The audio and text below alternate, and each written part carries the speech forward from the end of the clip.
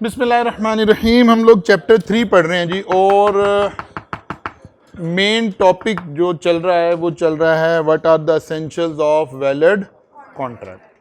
Valid contract के हमने देखे हैं कि देयर आर 10 एसेंशियल्स। अब वन बाय वन एक एक एसेंशियल्स की गुफ्तगू शुरू हुई। Valid offer, valid acceptance chapter 2 में कंप्लीट हो गया। Intention to create legal relation chapter 2 में कंप्लीट हो गया। कंपिटेंसीज ऑफ पार्टीज, इसकी डिस्कशन चल रही है। कंपिटेंसी ऑफ पार्टी के अंदर 3 डेफिनेशन में हमने देखा कि कौन लोग कंपिटेंट हैं या कौन लोग इनकम्पिटेंट है। कंपिटेंट होने के लिए मेजर होना जरूरी है, साउंड माइंडेड होना जरूरी है और डिसक्वालीफाइड बाय लॉ ना हो, ठीक है ना। और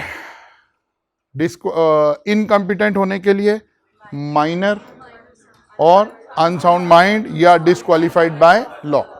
माइनर अगर इंसान हुआ तो उसके साथ कॉन्ट्रैक्ट में जो कॉन्ट्रैक्ट हमने किए उनका स्टेटस कैसे चेंज हुआ और ये सब कुछ कैसे, ये भी हमने पढ़ लिया, ठीक है ना। अभी इंशाल्लाह इससे आगे चलेंगे तो अनसाउंड माइंड को पढ़ना है, फिर डिसक्वालीफाइड बाय लॉ को पढ़ना है, ऐसे एक एक पॉइंट की तफसील आनी है। लेकिन चैप्टर 2 हमने पढ़ा, चैप्टर 3 ऑलमोस्ट हाफ हो गया। यहां पहुंचकर हम इस बात का जिक्र शुरू करते हैं कि अच्छा, आपको पता है मैंने पहले लेक्चर में आपको कहा कि there are 3 type of question. Examination में 3 तरह के क्वेश्चन आ रहे हैं। पहला एमसीक्यूज आ रहे हैं, बच्चे का सबसे फेवरेट एरिया हो सकता है, सिर्फ कॉन्सेप्ट चाहिए, राइटिंग स्किल नहीं चाहिए, सिर्फ ऑप्शन क्लिक करनी है, टिक करनी है, ओके। दूसरा आ गया थ्योरेटिकल क्वेश्चन। थ्योरेटिकल क्वेश्चन का क्या मतलब है? डायरेक्ट क्वेश्चन, जैसे what are the essentials of valid contract. तो अब आपने ये 10 पॉइंट लिखने हैं। आपको समझ है नहीं है, आपने 10 पॉइंट लिख दिए, दैट्स इट,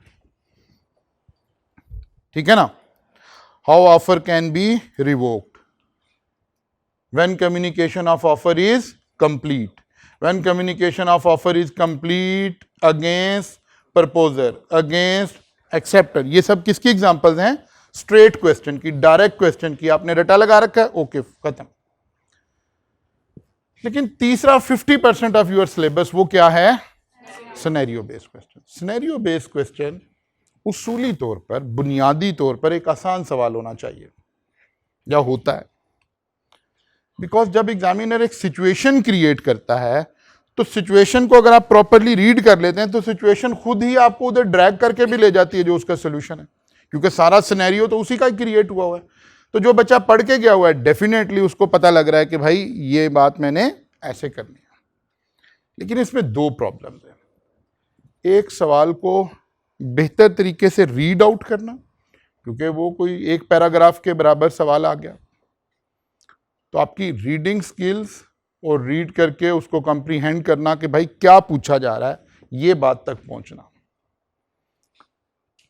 नंबर 2, अब क्योंकि आपने पॉइंट नहीं लिखने हैं, अपनी चीज़ें लिखनी है, तो उसको तरीके सलीके से कैसे ड्राफ्ट करना है, इसके लिए हम एक मेथड इस्तेमाल करते हैं। आमतौर पे आपको किताबों में, अपनी सीए की किताबों में तो लिखा हुआ कहीं नहीं नज़र आएगा, that is called IRAC method, method of drafting scenario based question.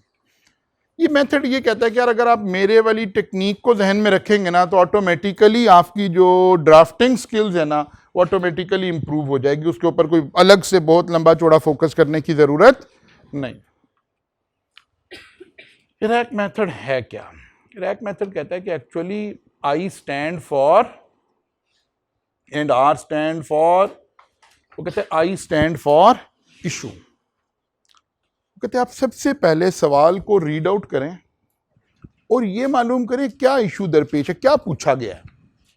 आपने पूरे सिनेरियो को अच्छे से रीड किया जरा तवज्जो से और पूछा कि यार क्या इशू दरपेश है, इस सिनेरियो में क्या मसला दरपेश है, क्या पूछा जा रहा है। ये कोई हमने 1.5 लाइन एक पैरा लिखना है, बस 2 लाइनों का। 80% हमें हेल्प मिल जाएगी रिक्वायरमेंट ऑफ द क्वेश्चन से, क्योंकि रिक्वायरमेंट ही तो इशू है ना।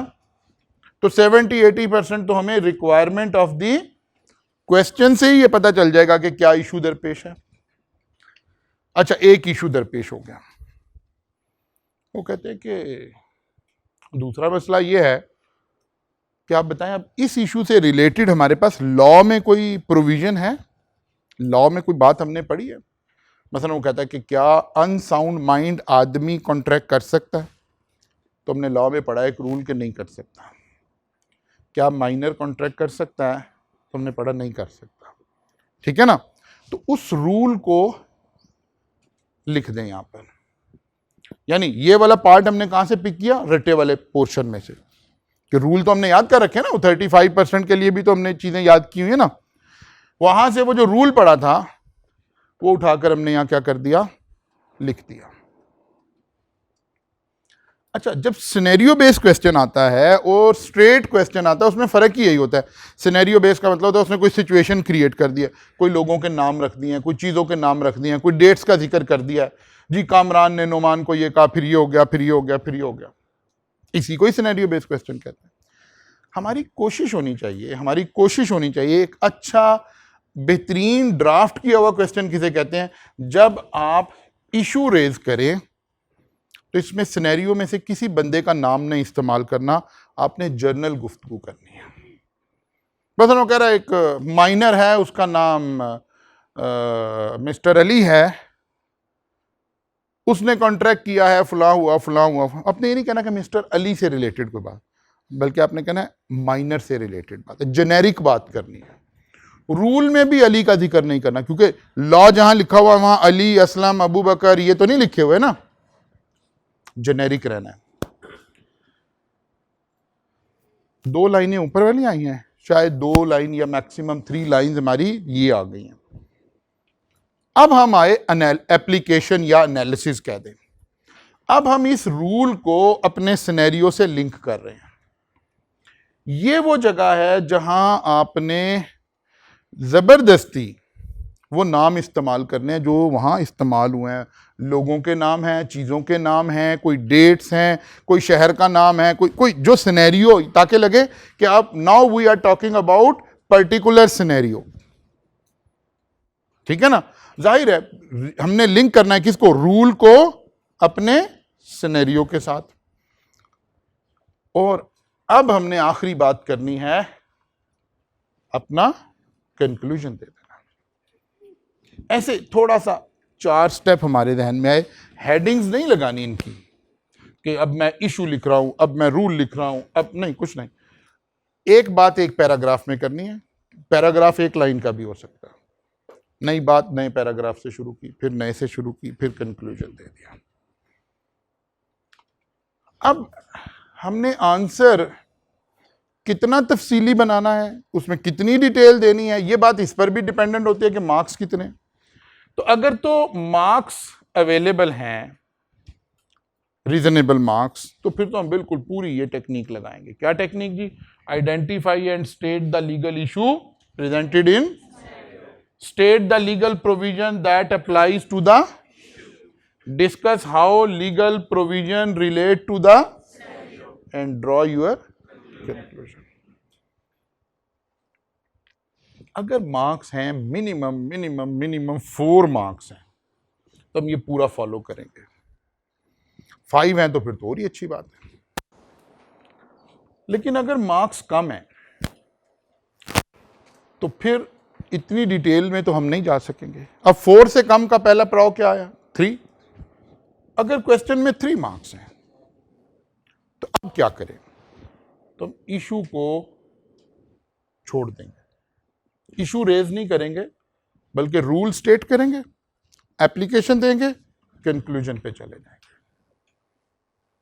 और अगर मार्क्स इससे भी कम हुए, 2 मार्क्स हुए, तो फिर हम एप्लीकेशन को भी छोड़ देंगे, रूल लिखेंगे, कंक्लूजन दे देंगे। ठीक होगी ना बात? ये बात अब हमें आहिस्ता आहिस्ता ग्रेजुअली इसकी प्रैक्टिस करनी है, लिख कर। ये काम जाहिर है लिखने से आएगा। हमने एक लंबी सारी प्रैक्टिस क्वेश्चंस खुद ड्राफ्ट कर रखे हैं, कुछ पास पेपर के क्वेश्चंस हैं, और उनके ज़रिए से इंशाल्लाह ताला हम आपको ग्रेजुअली इसकी प्रैक्टिस करवाएंगे। और अल्लाह ने चाहा तो आप बिल्कुल इस पे सेट हो चुके होंगे, कोई प्रॉब्लम में नहीं होंगे। सॉरी जी, फिर नाम नहीं लिखेंगे, कंक्लूजन में नाम लिख देंगे। कंक्लूजन में नाम लिख सकते हैं। नाम की 2 जगह है, rules and conclusion, sorry application and conclusion, यहां नाम लिखना है। अच्छा यहां भी लिख देंगे तो कुछ गलत नहीं हुआ, मसलन अभी मैं ही आपको कुछ सवाल कराऊंगा, मैं नाम भी लिख दूंगा ताकि आपको पता चले ये भी हो गया तो कोई गुनाह नहीं हो गया। ये कहता है what is most appropriate thing, ठीक है ना। मोस्ट अप्रोप्रिएट क्या है कि हम रूल में और इशू में नामों को इस्तेमाल ना करें। अच्छा ये वही बात दोबारा लिखी हुई है। अब देखें मैं एक सिनेरियो आपके साथ क्रिएट कर रहा हूं। ये कौन है जी? मिस्टर शुएब, जिसकी एज 15 ईयर्स है, son of billionaire businessman Ejaz Munsif. ये एजाज मुंसिफ का बेटा है, वेल नोन आदमी है, लोग शायद थोड़ा बहुत जानते भी हैं, अमीर आदमी है, ये इसका बेटा है। शहर में कोई एक गाड़ियों का लगा हुआ है, मेला लगा हुआ है, जहां ये बच्चा जाता है और सेलर से एक गाड़ी खरीदता है। लेकिन सेलर जो है नोइंग एजाज मुंसिफ स्टेटस, उसको इसके बाप के स्टेटस का पता है कि बिलियनियर आदमी का बेटा है, और वो उसके पास जाकर एक गाड़ी खरीदता है और उसे कहता है भाई ये गाड़ी हमें डिलीवर कर दें घर, पैसे आपको 1-2 दिन में दे रहे हैं। वो क्योंकि एजाज मुंसिफ को भी जानता है, इनकी फाइनेंशियल वर्थ को भी जानता है, वो deliver the car to Shoaib at his house. The seller requested for payment for the car but Shoaib refuses to. यहां से कहानी शुरू हुई। अच्छा अब आप गौर करें, आपको सवाल समझ आ गया क्या हुआ है? पक्की बात है? कोई बच्चा है जिसे सवाल में कंफ्यूजन हो गई है? नहीं हुई। क्यों नहीं हुई? क्योंकि सवाल मैं उर्दू में बता रहा हूं, लेकिन एग्जामिनर ने तो ऐसे नहीं पूछना। वो जो मैंने पहला कहा कि पहला इशू क्या दरपेश है सिनेरियो बेस्ड क्वेश्चन में, सवाल रीड करके समझना कि पूछा क्या गया। यानी सिनेरियो बेस्ड सवाल का आंसर गलत हो गया तो इसका ये मतलब नहीं आपको लॉ नहीं आता। इसका एक दफा ऐसे भी हो सकता है कि आपको सवाल ही समझ नहीं आया क्योंकि आपने पढ़कर अच्छी तरह समझने की कोशिश नहीं की। अब ये वाली बात एग्जामिनर ने ऐसे नहीं करनी, बल्कि कैसे करनी है? ऐसे करनी है। पढ़ें जी सवाल अब जरा।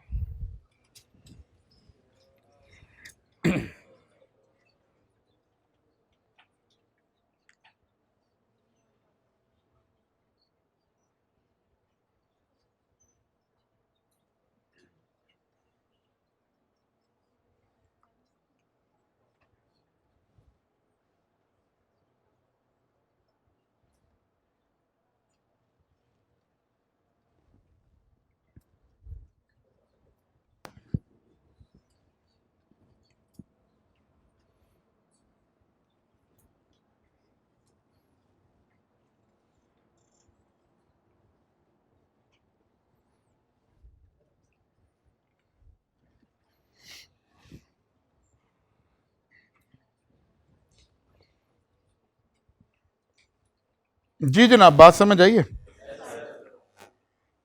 फर्क समझ आया इस सवाल में और इस सवाल में? फर्क समझ आया? अच्छा क्या पूछ रहा है एग्जामिनर?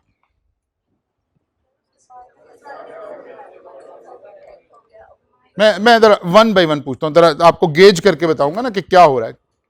एग्जामिनर क्या पूछ रहा है? जी बच्चे तुम अब पढ़ना शुरू कर।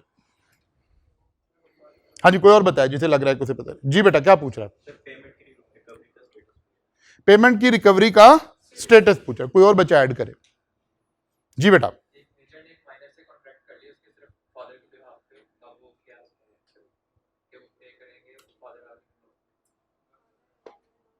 और कोई बच्चा? जी बेटा आप में से कोई क्या पूछ रहा है?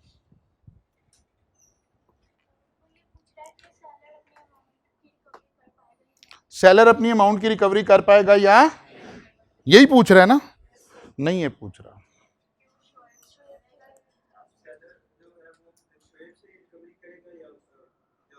वेल डन, क्लैपिंग करें इस बच्चे के लिए, शाबाश, वेल डन। वो 2 बातें पूछ रहा है, आप सबने सिर्फ हाफ को पिक किया है। देखिए जरा क्या पूछ रहा है। Discuss whether the seller would be succeeded in receiving the payment from Shoaib और, अब देखिए आप ये और एजाज मुंसिफ नहीं रीड कर पाए आप लोग। पहला पॉइंट, अगर सवाल ही ठीक नहीं आपने रीड किया तो जवाब तो आधा हो गया काम। इसलिए सिनेरियो बेस्ड क्वेश्चन में आपने सवाल को रीड करने पर टाइम इन्वेस्ट करना है। आपके पास एग्जाम में लेड पेंसिल है, आपने अंडरलाइन करना है अच्छी तरह के, मैं क्या समझाऊं, क्या हुआ है, क्या पूछ रहा है। ये देखिए इतनी सारा सिनेरियो क्रिएट हुआ, फिर भी आप में से एक बच्चे के अलावा सब लोग ये प्रिसाइजली सेपरेट नहीं कर सके कि वो दो बातें पूछ रहा है कि क्या पेमेंट शुएब से रिकवर हो सकती है, क्या पेमेंट उसके वालिद से एजाज मुंसिफ से हो सकती है। ठीक होगी ना बात। अच्छा जी, अब आप एग्जाम में बैठे हो, ये सवाल आपके जहन में आया, आप जाहिर है मेरे पास पढ़ के जा रहे, मेरी क्लासेस के बच्चों से, मैं अपने बच्चों से मुखातिब हूं, लामहला आपके जहन में मेरी स्लाइड्स आएंगी वहां बैठकर फौरन कि अच्छा यार माइनर से रिलेटेड क्या हुआ, तो आपके जहन में फौरन माइनर के ऐसे ना मोटे मोटे कॉन्सेप्ट आएंगे कि अच्छा यार हमने एक तो पढ़ा था कि एग्रीमेंट विद माइनर, एक नेसेसिटीज सा भी बात थी, ये भी थी, ये भी रेटिफिकेशन फलां फलां, ये फौरन दिमाग ऐसे काम करेगा। ठीक है ना। अब हमने इसमें से देखना है कि यार ये माइनर में इन सारी बातों में से क्या अप्लाई होने लगा है, क्या पूछ रहा है एग्जामिनर। और ये आपका पास पेपर का क्वेश्चन है, ठीक है ना, ये आपके पास पेपर का क्वेश्चन है 2005 मार्क्स के लिए। ठीक है ना, इसका मतलब है रीजनेबल मार्क्स इसमें पड़े हुए हैं, हमने एक अच्छा जवाब देना है। अच्छा, बात दफा ना हम अच्छा जवाब खुद ही क्रिएट करते हैं। मसलन हम इफ एंड बट लगा के ना एक पहलू भी डिस्कस करते हैं, दूसरा पहलू भी डिस्कस करते हैं। अगर कोई दो पहलू निकलते हो ना तो हमारी कोशिश होती है कि तस्वीर के दोनों रुख बयान कर दिए जाएं। यही एक अच्छे आंसर की अलामत होती है। यानी कंप्रीहेंसिव करने के लिए हम कहते हैं अगर ऐसे है तो ये होगा, अगर ऐसे है तो ये होगा, ताकि एग्जामिनर के पास कोई बात बचे नहीं, कोई मार्क्स काटने की ऑप्शन ना बचे, रीजन ना हो उसके पास। अच्छा जी, ये बातें आपको याद आ गई। फिर एक आया रिकवरी। रिकवरी में आपके ध्यान में आया कि यार रिकवरी ये पूछ रहा है दो लोगों से, शुएब से रिकवरी हो सकती है, एजाज से रिकवरी हो सकती है। एक तो बड़ी अहम बात यह है शुएब से। अच्छा, पहले हमने ना अपने आप से पूछा कि शुएब से कब रिकवरी हो सकती थी, माइनर से कब पैसे निकलवाए जा सकते हैं। अब देखें आपके हमारे ध्यान में अभी काम कैसे कर रहा है, ध्यान यही ट्रेनिंग शुरू होने लगी है ना अब आपकी। अभी हमारे ध्यान में आ रहा है कि कैश तो माइनर से रिकवर नहीं हो सकता, तो कैश तो यहां है भी नहीं, है तो कैश ही, गाड़ी लेके आया हुआ ना, पैसे देने हैं, पैसे तो नहीं रिकवर हो सकते। अब देखना क्या गाड़ी रिकवर हो सकती है। अब ये बताया उसने, अब इसका मतलब हमें सवाल को फिर केयरफुली रीड करने की जरूरत है। क्या गाड़ी अभी उसके पास ही मौजूद है, आगे तो नहीं बेच दी? और अगर ये नहीं कहा आगे बेच दिया तो इसका मतलब है अभी ट्रेसेबल है। एक बात, एक वैसी जर्नल, किन हालात में शुएब से पैसे रिकवर हो सकते थे? अगर ये नेसेसिटीज ऑफ लाइफ होती, लेकिन ये तो वेंटेज कार आ रही है, तो फिर हम इसको सेट असाइड करेंगे, इसको कैंसिल करेंगे बात को। यानी ये लिखेंगे कि अगर नेसेसिटीज होती तो इससे पैसे, इससे शाबाश, इसकी प्रॉपर्टी से पैसे रिकवर हो सकते हैं अगेंस्ट हिज प्रॉपर्टी। कौन, किसकी प्रॉपर्टी? शुएब के नाम पर अगर कोई जायदाद है, क्योंकि ये बिलियनियर बाप का बेटा, हो सकता है इसके नाम पे कोई जायदाद भी हो, तो फिर वहां से रिकवरी हो सकती है। लेकिन साथ ही कहेंगे however vintage car cannot be treated as necessities of life। इसका मतलब है अगर आइंदा सवाल बने और एग्जामिनर इस तरह की बात करे कि जनाब उसके नाम प्रॉपर्टी है, तो उधर को नहीं चल पड़ना। प्रॉपर्टीज कब इन्वॉल्व होती है? नेसेसिटीज ऑफ लाइफ में होती है। एजाज मुंसिफ से पैसे रिकवर हो सकते हैं? नहीं, पहले सोचना कैसे हो सकते हैं। अगर वो उसके साथ होता या शुएब उसका एजेंट बन के जाता। अब देखें जरा सिनेरियो से लड़ने का तरीका क्या है, बात समझ आ रही है कि नहीं आ रही है? हालांकि उसने ऐसे नहीं हमारे से पूछा, लेकिन आंसर ऐसे चलना है इसका। पहले हमने पूछा अच्छा यार एजाज से कब पैसे निकल सकते हैं, अगर एजाज साथ गया होता, क्योंकि ये बात हमने पढ़ी है, ठीक है ना, ये बात हमने पढ़ी है। या दूसरी बात क्या है, अगर शुएब एज ए एजेंट जाता, ठीक है ना। एक तो ये प्लानिंग हो रही है, ये जहन में प्लानिंग हो रही है। ये अब हम यहां तो बोलने में तो हमने शायद 5-6 मिनट लगा दिए इस पे। अल्लाह ताला ने जो प्रोसेसर आपको अता कर रखा है ना, ब्रेन का जो प्रोसेसर है, वो जो क्रिएटर कह रहा है ये मेरी अशरफुल मखलूकात बैठी है, यानी मेरी सबसे पावरफुल क्रिएशन बैठी है। अब सबसे पावरफुल में हम कंप्यूटर से भी पावरफुल है, हम चैट जीपीटी से भी पावरफुल हैं, जाहिर है क्रिएटर का तो यही दावा है ना। ये सारा काम जितना मैंने आपको कहा, ये 30 सेकंड में आपका ब्रेन प्रोसेस कर चुका होगा एग्जाम के अंदर, ये सारी बातें कि अच्छा ये ऐसे चलूंगा, ओके हो गया, डन, आगे चलो।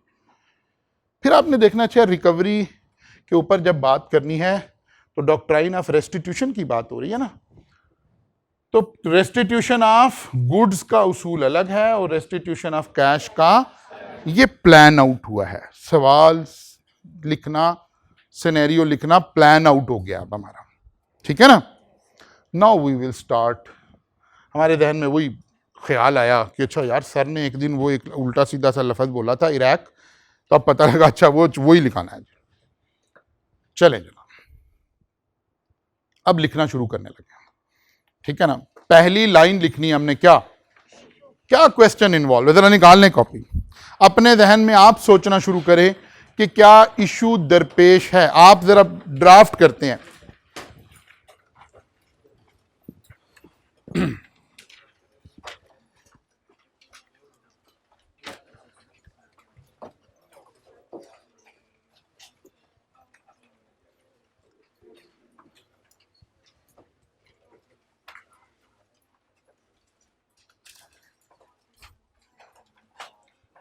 सबसे बड़ा इशू तो ये दरपेश है कि आपने अब तक कॉपी भी नहीं निकाली हुई थी ठीक है ना। अच्छा जी, अब आ जाते हैं हम अपने सिनेरियो में। क्या इशू दरपेश है, लिखें जी, 1.5 लाइन तकरीबन लिखने की कोशिश करें।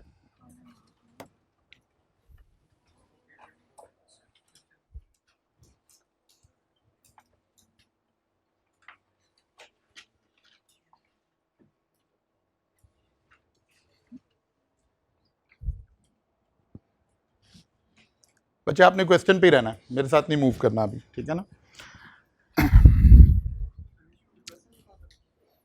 नहीं, बस एक पहली लाइन लिखनी है, हमने कोई हेडिंग नहीं लगानी, कुछ नहीं लगानी, हमने बताना है कि क्या इशू। अभी करते हैं ना, आप अपनी ट्राई मारें।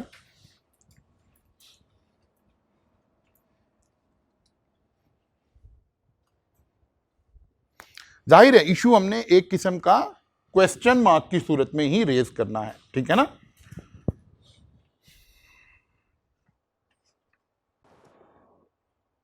क्या इशू दरपेश है,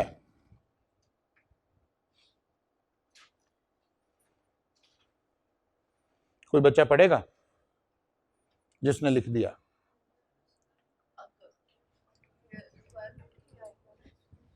पता नहीं आपने क्या लिखा है, कोई बच्चा पढ़े। जो लिखा है वो उर्दू में नहीं लिखना ना, ये तो इंग्लिश में लिखना जी। हिंदी अब नहीं लिखना, बट डायरेक्ट लिखना है, उससे लिंक तो करना ही ना, जेनेरिक चलना है। जोर से बोले ना।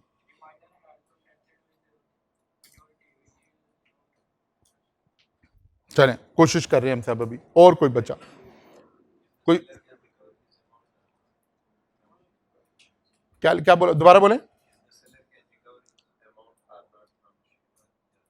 नाम तो इस्तेमाल नहीं करना जी बच्चे। वेरी गुड, ये बहुत बेहतर आंसर है। इसने जो लिखा है, देखें कैसे लिखना था। The issue under this scenario is whether the seller of goods other than necessities of life to minor can recover his payment from minor और हिज इशू रेज करना सीखना है, ठीक है ना।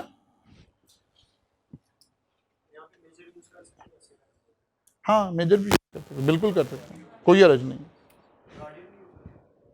पेरेंट्स कर सकते हैं, लेकिन असल में पेरेंट्स पे तो लॉ ने बात नहीं की हुई ना, लॉ ने तो बात माइनर एंड मेजर की, ठीक है ना। बात समझ आ गई जी। अब ये कोई बड़ा लंबा चौड़ा काम नहीं है। नंबर टू रूल क्या लिखा है, लिखें जी, रूल भी लिखने की कोशिश करें, शाबाश।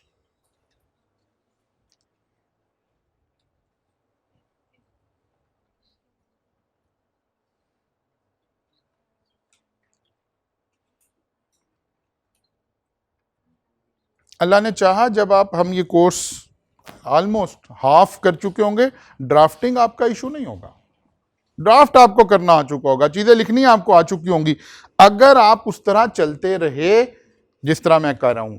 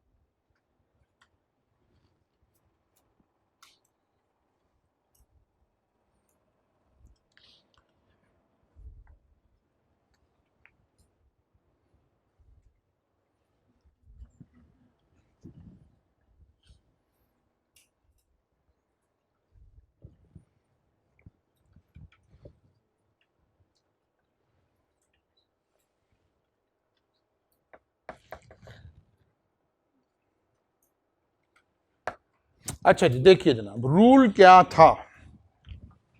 एज पर प्रोविजन ऑफ कॉन्ट्रैक्ट एक्ट 1872, जब भी हमने लॉ की बात करनी है, जनरली एक अच्छा तरीका ही है हम उसका नाम लेकर कॉन्ट्रैक्ट को बुला लें। एज पर provision of contract act 1872, an agreement with the minor is void ab initio.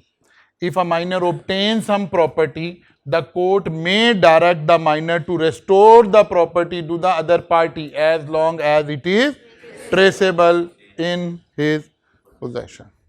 हमने जो इस सिनेरियो से रिलेटेड रूल था ना वो सारा लिख दिया, रेस्टिट्यूशन का भी उसूल लिख दिया है, और जो मेजर असल उसूल है कि contract with minor is void एब इनिशियो। कोशिश की कि जो अल्फाज सीखे हैं ना वो एग्जामिनर के सर में मार के आए, उसी के लिए सीख रहे हैं। यानी ये नहीं लिखा N agreement with minor is void, ये नहीं लिखा वॉइड एब इनिशियो, ये उसी के लिए सीखा है। वहीं हमने अपना एक्सप्रेशन बेहतर करके दिखाना है ना, अपनी वोकैबुलरी वहीं यूज करनी है। अब आप देखें इन दो जगहों पर ना शुएब आया, ना एजाज मुंसिफ आया, ना वेंटेज कार आया, कुछ नहीं आया, जेनेरिक बातें हमने की हैं। Now analysis is the place जहां हमने इसको लिंक करना है, बल्कि जबरदस्ती ज्यादा से ज्यादा नाम इस्तेमाल करने हैं ताकि ये specific to the scenario answer लगना शुरू हो जाए।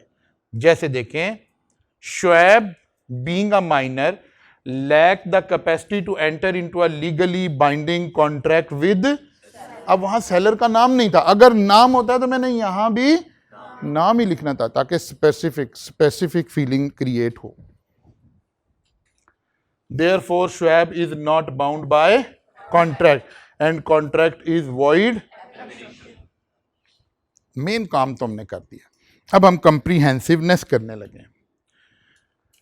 जो हमने अपने आप से पूछा था यार शुएब को कब पैसे देने पड़ सकते हैं, minor can only be bound by contract if he has been supplied with necessities suited to his liability in such case would be limited to the extent of his, if any. In this case, the vantage car cannot be regarded as necessity.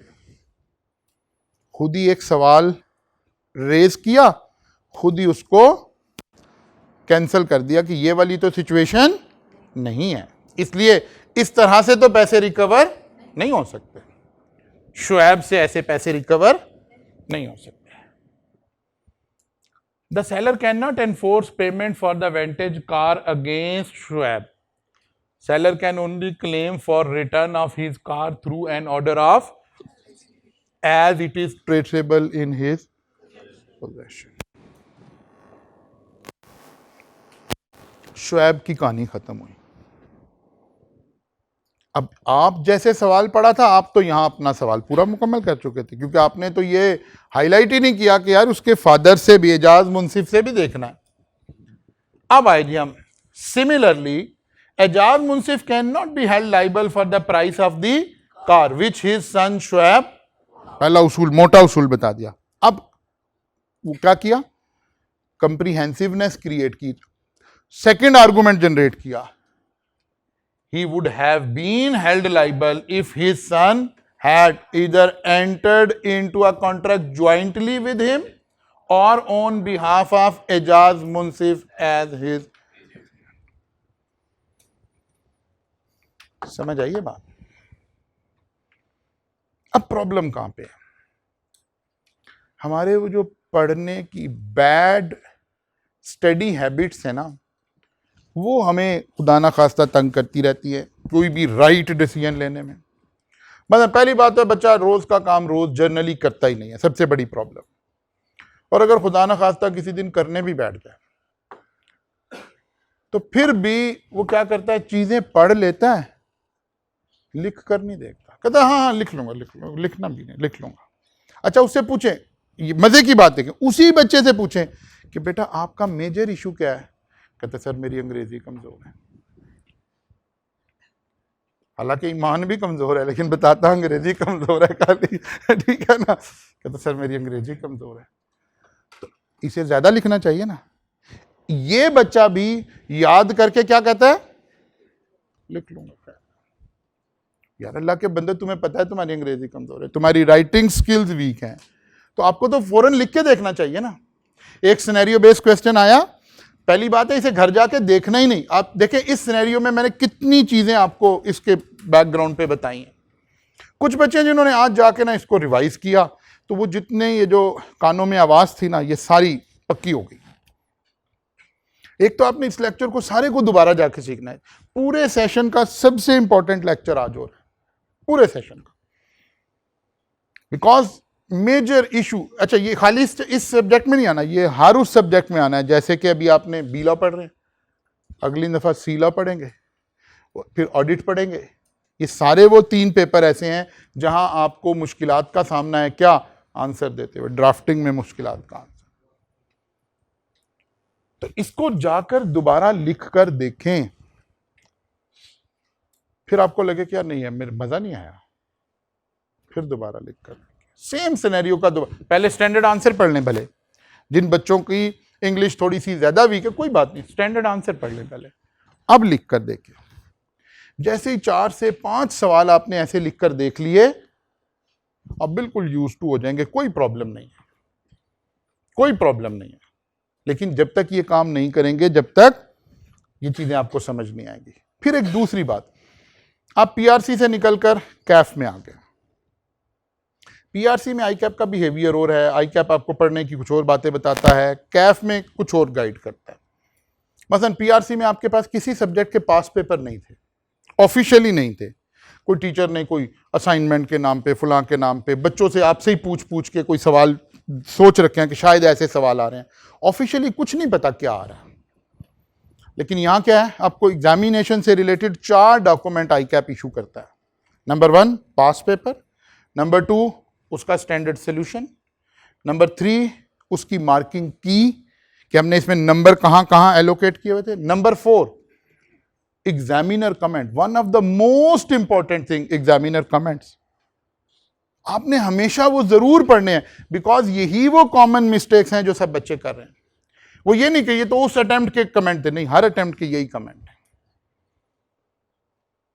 और हमने कोशिश करनी है, ये देखें हम तो इसको एज ए सिलेबस पढ़ा रहे होते हैं साथ, क्योंकि पास पेपर का क्वेश्चन था ना, ये उसी ऑफिशियल एग्जामिनर के कमेंट है। क्या एग्जामिनर कह रहा है? Most of the answer were incomplete and examinees were unable to differentiate void and, वो कहता है अभी तो बच्चे को यही नहीं समझ आई, वो कह रहा है वॉइडेबल कॉन्ट्रैक्ट है, वॉइड की बजाय। वो जो हमने इस चैप्टर के शुरू में ही सारे कॉन्ट्रैक्ट को डिफरेंशिएट कर लिया कि यार ये तो हमें पता हो ना, जहां वॉइड है वहां वॉइडेबल ना कर रहे हो, जहां वॉइड कॉन्ट्रैक्ट है वहां वॉइड एग्रीमेंट ना लिख कर आ रहे हो, ये डिफरेंशिएट। पहला एतराज एग्जामिनर ने ये किया, examinees fail to identify the situation in which Shoaib would have been liable to pay and the extent of his liability under the. वो कहते हैं एग्जामिनर ने कुछ क्या किया है, उन्होंने ये तो कह दिया कि पेमेंट ले सकते हैं कि नहीं ले सकते, उन्होंने ये वाला वो जो डेप्थ क्रिएट करने की मैं बात कर, उन्होंने ये ज्यूम ही नहीं किया कि वो कौन से सर्कमस्टांसिस होते जब हम शुएब से पैसे निकलवा सकते थे। वो जो हमने एजम्पशन ली ना कि अगर ये नेसेसिटीज ऑफ लाइफ होती तो फिर ये पैसे उसकी प्रॉपर्टी के अगेंस्ट निकल सकते थे, to the extent of his property, still he is not personally liable. वो कहता है बच्चों ने ये बात ही नहीं की। Only handful of examinees acknowledge the right of seller to claim return of his car through an order of, क्योंकि इस बारीकी से बच्चे ने नहीं पढ़ रखा, बल्कि इवन ये बात तो किताब में भी नहीं लिखी हुई आपकी आई कैप की। यानी किसी नोट्स ने, किसी किताब ने ये जहमत नहीं की कि बच्चे को ये वाली डिफरेंशिएशन सिखाएं, ये वाली। ये आप जाके पढ़िएगा आई कैप की किताब में, किसी और टीचर की किताब में, कहीं ये डिफरेंशिएशन क्रिएट ही नहीं की हुई। अब बच्चे ने वो मोटा उसूल पढ़ा हुआ है कि यार नहीं माइनर से कुछ नहीं रिकवर हो सकता, नहीं हो सकता है। पेमेंट का रूल, कैश का रूल अलग है और गुड्स का रूल अलग है, और एग्जामिनर इस पर गिला कर रहा है कि बच्चे को ये बात नहीं पता। Only handful of examinees acknowledge the right of seller to claim the order of his car through an order of, some examiners consider Shoaib as an agent of Ejaz Munshi। नहीं, एजेंट तो नहीं था। Agent तो जब होता जब बताया जाता क्वेश्चन में कि he is working as a agent of his father। जी हाँ लिख सकते हैं अगर लिखना चाहें तो। अब क्योंकि हमें वो भी देखना ना कि 5 मार्क्स हैं, 5 मार्क्स का एक मतलब और भी होता है ना, आपने एग्जाम में क्या करना होता है आमतौर पे सिक्योर एंड पे रहने के लिए, जितने मार्क्स हैं उसको 1.5 से मल्टीप्लाई करना है हमने, जितने मार्क्स हैं ये टाइम आ गया इस आंसर का, मैक्सिमम इतना टाइम आपने इस क्वेश्चन पे स्पेंड करना है। कितने टाइम बन गया जी? 7.5 मिनट है हमारे पास इस सवाल को अटेम्प्ट करने के लिए। अब अगर हमें नॉलेज है तो हम इसके ऊपर 15 मिनट लगाएंगे तो काम खराब कर रहे हैं, ठीक है ना। हमने इसे 7.5 मिनट में वाइंड अप करना है, आगे चलना है। ये भी टेक्निक हम आपको आगे चलते चलते सिखाएंगे। हाँ 7.5 की बजाय अगर ये 8 में हो रहा है, 8.25 में हो रहा है, कोई बात नहीं, बस इतना सा मार्जिन देना है, क्योंकि जो एक्चुअल टाइमिंग है ना वो 1.8 है। क्या आंसर आ गया?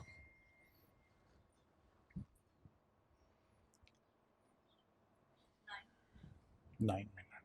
ये वही क्वेश्चन है जो मैं कह रहा हूं कि आप इसको कर लें, लेकिन फिर नेक टू नेक हो जाएंगे, इसलिए हम क्या करते हैं थोड़ा सा क्वेश्चन नीचे ले आते हैं, 1.5 से मल्टीप्लाई करते हैं। ये 1.5 और 1.8 कहां से आ रहा है? 100 मार्क्स और 3 घंटे लिखने के। आपको पहले 15 मिनट मिलते हैं, यहां एग्जामिनेशन का स्टाइल थोड़ा और डिफरेंट है आई कैप का ना। आपके पास क्वेश्चन पेपर मिलता है, पहले आपको राइटिंग अलाउड नहीं होती, पहले 15 मिनट आप लिख नहीं सकते, क्वेश्चन पेपर आ गया उसको पढ़ सकते हो।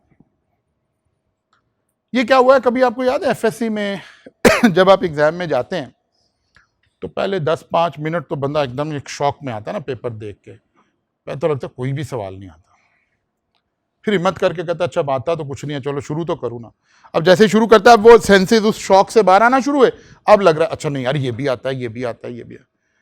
हमारे प्रोफेशनल एग्जाम में वो जो शॉक टाइम है वो पहले माइनस करवा देते हैं, आपको 15 मिनट देते हैं कि यार जो परेशान होना है ना कर लो, या जिन्होंने वजीफे याद कर रखे हैं पढ़ लें जिन्होंने करने हैं पहले। उसके बाद 3 घंटे आपको काम के लिए मिलते हैं। अब 3 घंटों में कितने मिनट हो गए आजकल?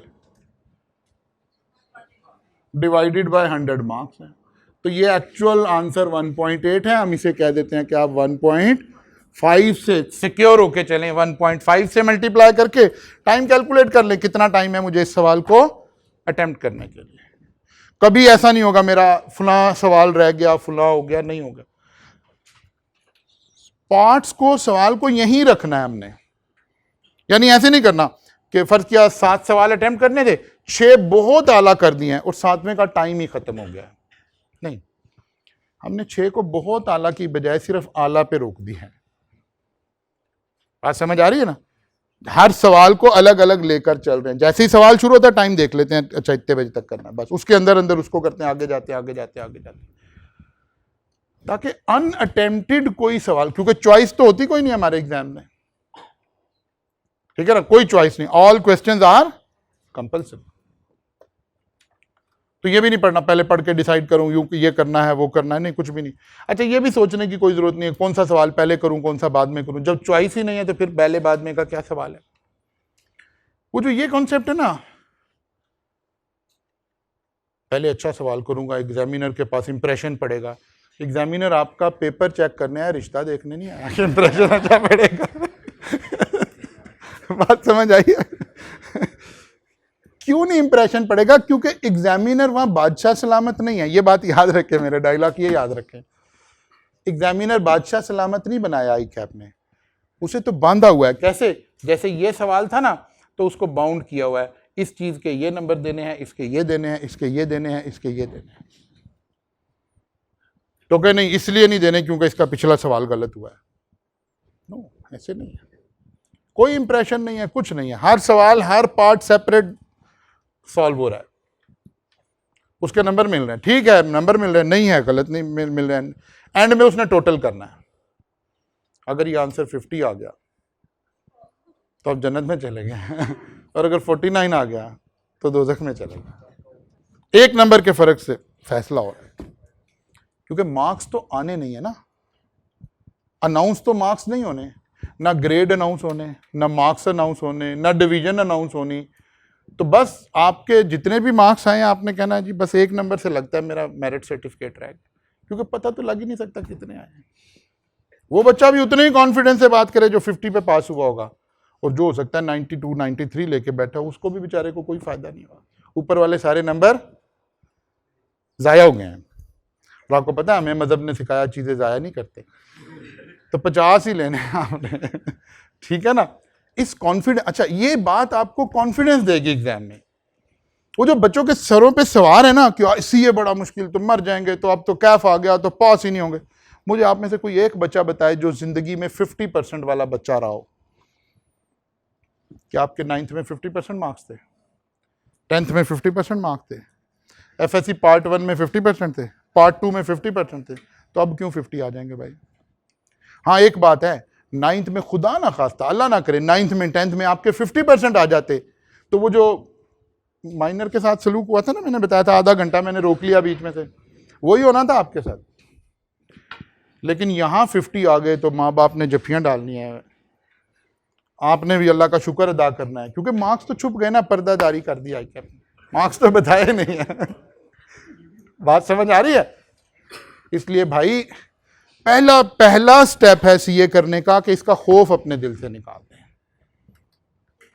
मैं अक्सर कहता हूं, बच्चे फिर कहते हैं सर आपने तो ज्यादा ही वो कर दिया है, लेकिन मैं अपनी दलील से बात कर रहा हूं। मार्क्स वैसे ही आएंगे जैसे एफएससी में आते हैं, उसी तरह ही पेपर आ रहा है, उसी तरह पेपर चेक होने हैं, उसी तरह सब कुछ हो रहा है। आपने सारी जिंदगी कभी 50% नंबर नहीं लिए, और यहां टोटल रिक्वायरमेंट टारगेट 50% का है। नहीं, मैं यही तो कह रहा हूं ना, आई कैप ने आसानी और मुश्किल कुछ नहीं, यहां लिखा हुआ है, सारी बातें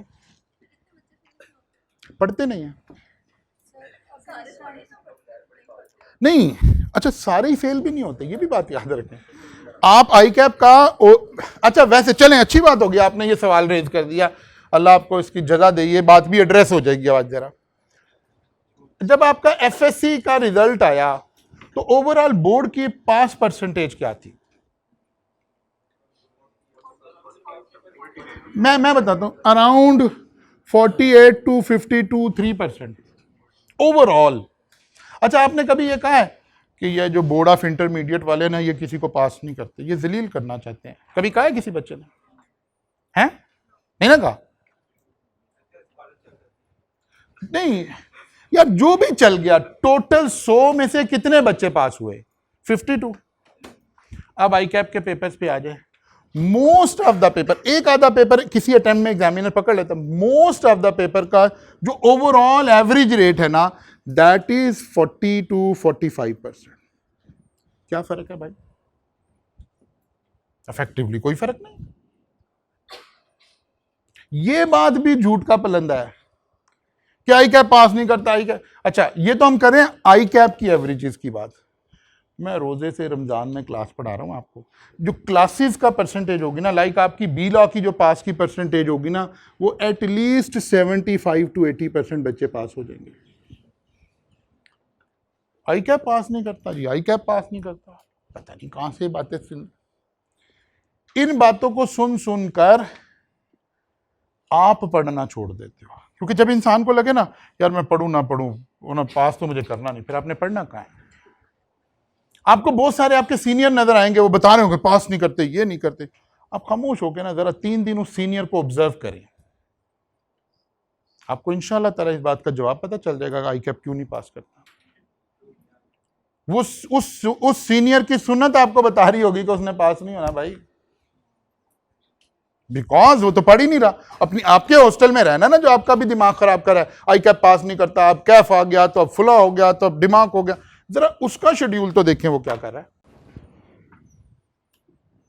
को पता चल जाएगा भाई क्या हो रहा है। इसलिए ये बिल्कुल एक, बल्कि एक एतमाद की बात इसमें ही है।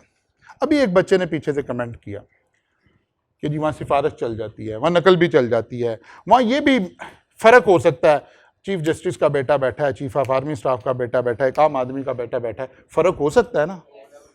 खुदा की कसम यहां आई कैप में नहीं हो सकता, मैं कसम खा के बात कर रहा हूं, नहीं हो सकता। राई के दाने के बराबर फर्क नहीं हो सकता अगर चीफ ऑफ आर्मी स्टाफ का बच्चा भी बैठा हुआ पेपर दे रहा हो। सवाल ही नहीं।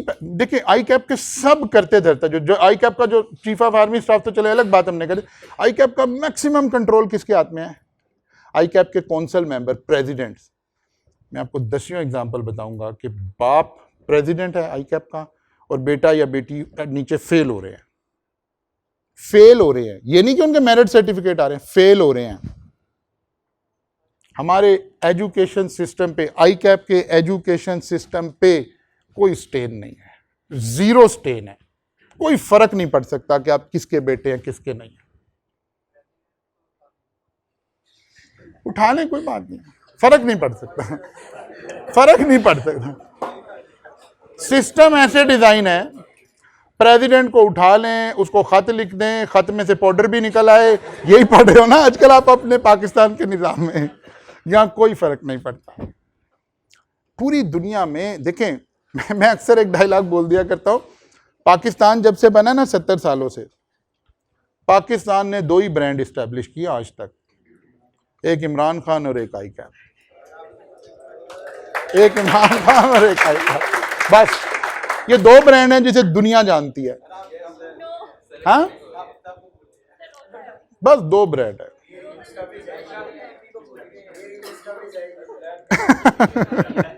यही 2 ब्रांड है जिसको पूरी दुनिया मानती है, पूरी दुनिया मानती है कि दुनिया का बेहतरीन चार्टर्ड अकाउंटेंट किस मुल्क में पैदा होता है, पूरी दुनिया मानती है, ठीक है ना। इसलिए क्यों इसके एजुकेशन के निज़ाम पे कोई स्टेन नहीं है, कोई स्टेन नहीं है।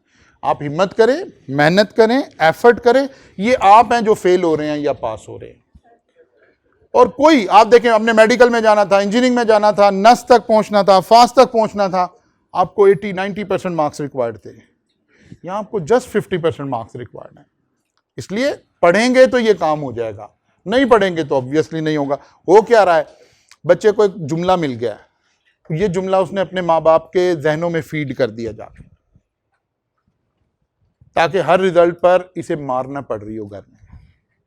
अगर आपके पेरेंट्स आज भी आपके ऊपर वो पेरेंटल कंट्रोल लगाएं जो उन्होंने एफएससी में लगाया हुआ था, आपको सांस नहीं लेने दे रहे थे, हर वक्त कहते थे उठो पढ़ लो, उठो पढ़ लो, उठो पढ़, आपने जितने भी परसेंटेज नंबर लिए ना उसमें से कम 20% रोल आपकी वालदा का और आपके वालिद का उसमें। लेकिन यहां आते ही उन्होंने सोच लिया है कि अब बेटा बड़ा हो गया, बेटी बड़ी होगी, अब ये प्रोफेशनल कोर्स है, यहां तो फेल हो ही जाता है। यार अगर वो वही वाला पेरेंटल कंट्रोल लगा के रखें, आप कभी भी सीए में तो कभी भी फेल नहीं हो सकते। लेकिन आपने उनके जहनों में भी ये बात डाल दी है।